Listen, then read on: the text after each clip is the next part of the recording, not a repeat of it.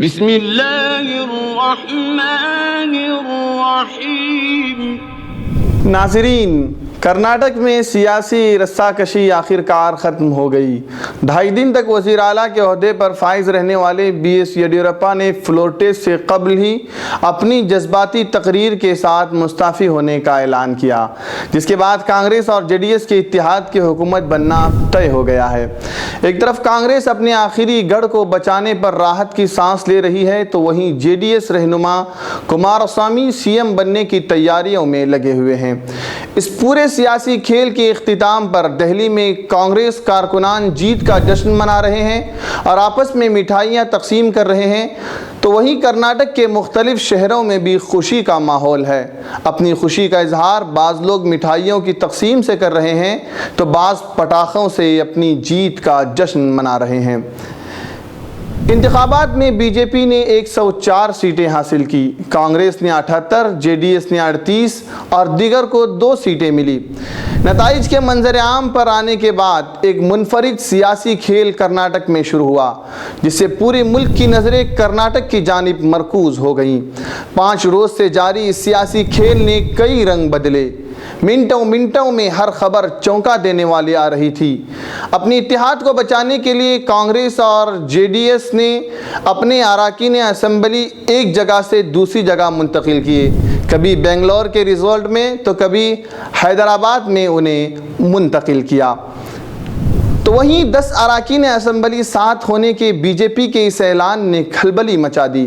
معاملہ supreme court تک بھی جا پہنچا، لیکن سیاسی کھیل ختم ہونے کا نام نہیں لے رہا تھا۔ یہ سیاسی رسہ کشی منگل کے روز سے جاری ہے۔ جب اسمبلی انتخابات کے نتائج منظر عام پر آنے لگے تو ایک وقت میں بی جے پی کی جیت تقریباً طے مانی جانے لگی اور ان کے سیاسی رہنما کرناٹک میں اپنی سرکار بننے کی خوشیوں میں مٹھائیاں تقسیم کرنے لگے۔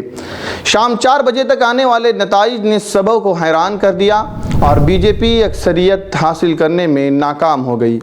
کانگریس نے موقع کا فائدہ اٹھاتے ہوئے جے ڈی ایس کے ساتھ اتحادی سرکار بنانے کے لیے ہاتھ بڑھایا اور اس کے لیے کانگریس کے سینئر لیڈر غلام نبی آزاد فوری طور پر بنگلور پہنچے اور جے ڈی ایس کے رہنما ایچ ڈی کماراسوامی سے تفصیلی گفتگو کرتے ہوئے اتحادی سرکار بنانے کی پیشکش کی، جس کو کماراسوامی نے قبول کیا اور آنن فانن گورنر کے سامنے دعویٰ بھی پیش کر دیا۔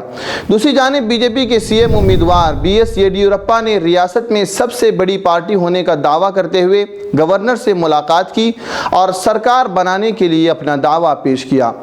اس پورے معاملے پر غور کیا جائے تو سب سے اہم موڑ گورنر کا فیصلہ تھا۔ ایک طرف جے ڈی ایس اور کانگریس کے اتحاد کی 117 سیٹیں تھیں، دوسری طرف بی جے پی کی 104 سیٹیں۔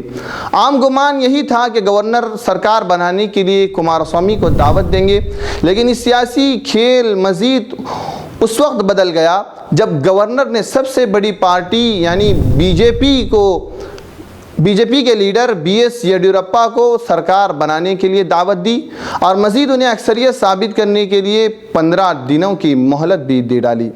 یڈیورپا نے گورنر سے ملاقات کے بعد 17 مئی کو حلف برداری تقریب کے انعقاد کا اعلان کر دیا۔ گورنر کے اس فیصلے سے کانگریس اور جے ڈی ایس سختے میں آ گئے اور انہوں نے اس فیصلے کو سپریم کورٹ میں چیلنج کیا۔ راتوں رات سپریم کورٹ کی بینچ بنی۔ رات تقریباً 2:10 پر اس معاملے پر سنوائی ہوئی۔ فاضل ججوں نے حلف برداری تقریب پر روک لگانے سے منع کر دیا۔